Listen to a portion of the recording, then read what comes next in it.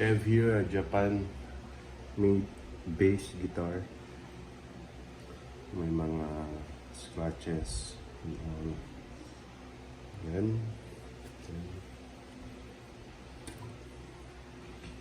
Sarap.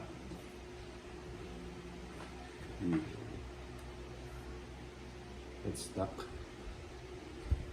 Yung mga siguro yung may nakakalam, alam nila kung anong brand ito.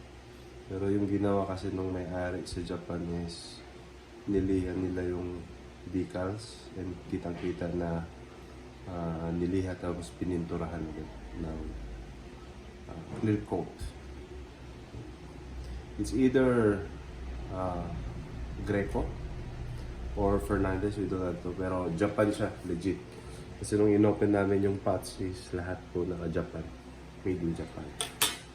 So yun, try natin yung sound.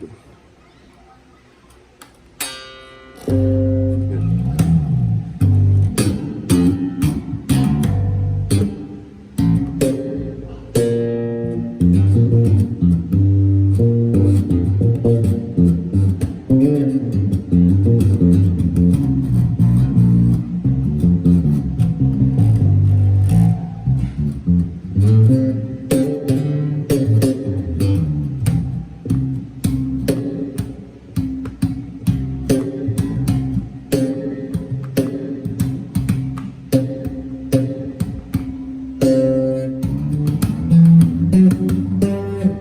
Hindi ako bass na.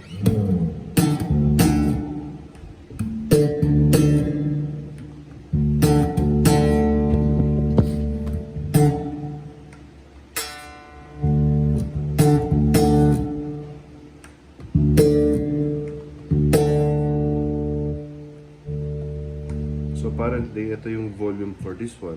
Volume for this one. I hope you can see. Volume for this one, and this is the volume for this one. And then I think this is the tone control. Full.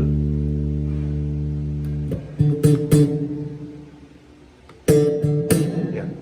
So the tone.